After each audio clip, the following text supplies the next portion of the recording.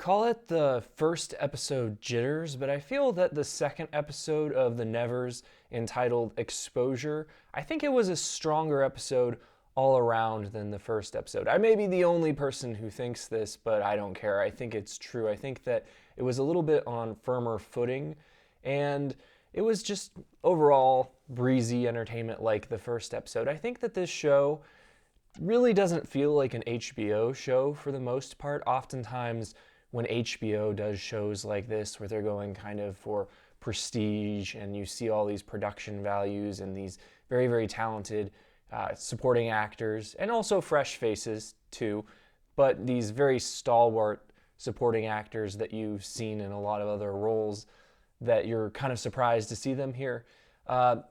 You see all this and you kind of expect it to have a dark, brooding tone. And it's interesting to me because this is handled with a lot lighter brush strokes than you usually see in this type of show. And I kind of appreciate the tonal difference. I'm not saying that there's anything wrong with the show being dark and brooding. I like a fair share of dark and brooding shows, but I think when every show starts to feel like Ozark or Game of Thrones, then you're kind of just losing the variety that television has to offer in terms of storytelling. And I think that it's kind of refreshing to have something like this where, yes, there's a lot of the hallmarks of HBO shows. The character of Hugo Swan clearly seems to have been included out of a desire to make this have some of the sexuality on display that Game of Thrones provided. And so far, I haven't seen a whole lot of other purpose to the character. I enjoy having James Norton in the cast. He's a fantastic actor. I do not think he will be the next James Bond, but I do find that he elevates what has been a sparsely written character so far with his acting choices. I particularly liked his face-off with Pip Turin's Lord Mason this episode. I thought that that was a well-handled scene and hopefully will foreshadow some future conflicts between these characters. I thought that they had an interesting dynamic. But other than those elements and the gore, I feel that this show really doesn't feel like really a whole lot of the other shows that I've seen on HBO. And actually, I think that's a good thing. I think, like I said, it's nice to see some tonal variance. It is handling some interesting issues, but without getting too preachy or too heavy-handed the way that some other shows have for many. Not necessarily for everyone, but for many, some shows that HBO in particular has put out recently have come across as a little bit heavy-handed. And this show, it handles a lot of the same issues, but I feel like it's with a little bit more humor and a deftness to the writing that kind of undercuts a lot of the objections that people would have to these elements. So what were my favorite moments in this episode? Obviously, I thought that the scenes where the group were being shown off to the aristocratic community and that they were kind of being presented as almost a spectacle, I thought that these scenes were interesting because the way that they, asked them to put these bows on so that they would be easily recognizable, and just, certain moments that were, I thought, well handled, such as when people were posing with Primrose and joking about whether or not they should be, acting terrified because she's a monster, or whether they should be smiling or what, treating her as if she's a performer in a circus entertainment. I think it's a good example of how in the world of this story, clearly the Nevers are supposed to be stand-ins for individuals in society that are marginalized, and how they can often be used for the entertainment of other people, but they're still being dehumanized. They're not being seen as individuals that also are part of society. And I thought that that was well handled. I also really was enjoying the flirtation between Penance and Adair and Augustus Bidlow. I think that clearly the path of their young love is not going to run smooth thanks to the interventions of Lavinia.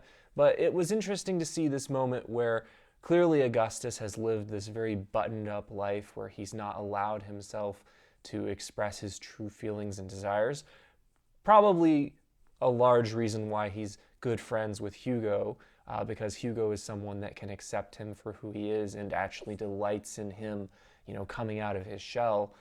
But you see in this scene that there was this charming, courtship going on between the two, and that if he would just allow himself to be true to himself, to let his true feelings show, that he could be happy. But he's so buttoned up. I also think it's interesting. I'm not entirely sure.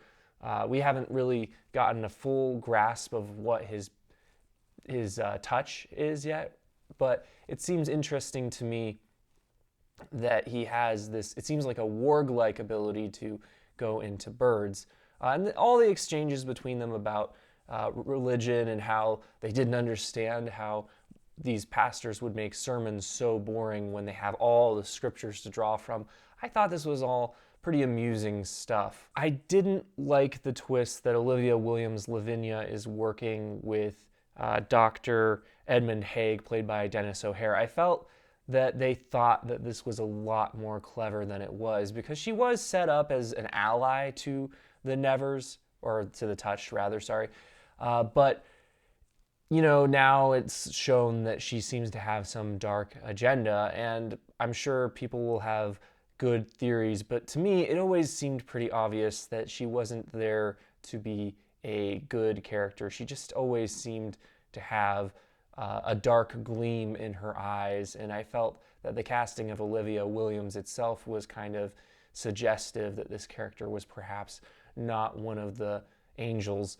So to me, this twist wasn't as clever as I think that they expected it to be. I think it might have been better if they had it happen later in the series, but in episode 2, already finding out that she's working with these people, it's a little early for it to have the impact that I think they wanted it to. I also really enjoyed the introduction of the character Desiree, played by Ella Smith. I thought that her power set, making people open up to her without realizing it whenever they're feeling strong emotions, and particularly anger, I thought that this was played for good humor, and I thought that it allowed for them to organically have the characters of Amelia True and Frank Munday open up to each other in a way that they otherwise would not have. I also thought that there were some good gags in the background, as when you hear, if you're listening carefully, you hear one police officer say that they've had 4 confessions in the last 30 minutes, and then Desiree gets a sheepish expression before they leave the police station. So to me, I felt that the inclusion of this power of the touch was really quite fun to watch. I feel that the logistics of all the power sets remain very, very vague.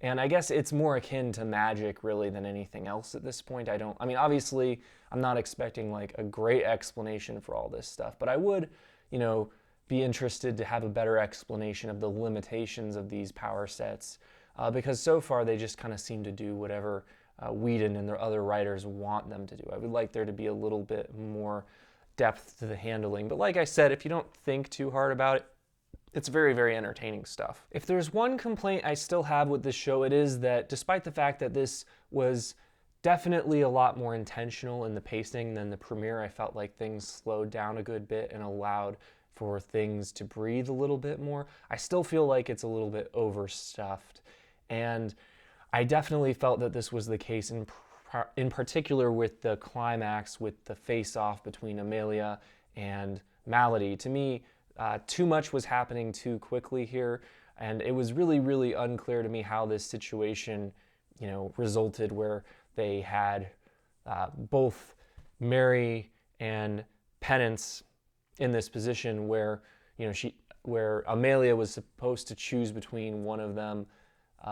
And to me, the logistics of the choice and how they set this all up and those aspects felt rushed, but also just the twist that it seems that Malady and Amelia have some past connection, that somehow Amelia didn't recognize her last episode, but she does this episode and calls her by a different name, and it turns out that, they knew each other in the past, and that Malady blames her for something that happened to her in the past. So, this to me felt rushed, and it was also handled in a confusing fashion. I think that I kind of had to stop and rewind and be like, what are they talking about? What just happened?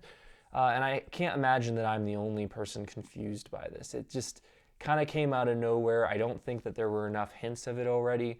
Like the twist with Lavinia, I think it could have used a little bit more development and maybe could have happened in a later episode. I think that this revelation this early, obviously, it's just like the outline of the twist. We don't actually know what the complete twist is yet. It seems like it's probably something that will have played into the fact that when she was first touched, when she was first given her power, that Amelia was committing suicide. So, or potentially it happened after that. We're not yet sure. But to me, I feel like it should have been something perhaps that could have been built up to more and happened in a later episode. I can't say I'm that interested in it.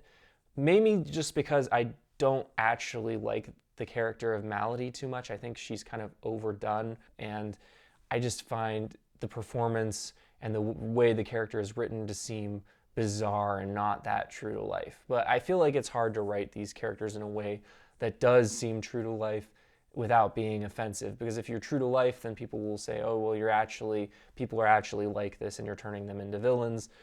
And if you're not true to life, at least I guess you could argue that you're not actually, trying to stigmatize anyone with a real mental illness. I don't know. But to me, I just find the character off-putting, and I'm just not that interested in her connection with Amelia. But that's just my opinion for what it's worth. If you're interested in seeing my upcoming reviews of other shows, please consider subscribing. Let me know what you thought of this episode in the comments. And as always, thanks for watching.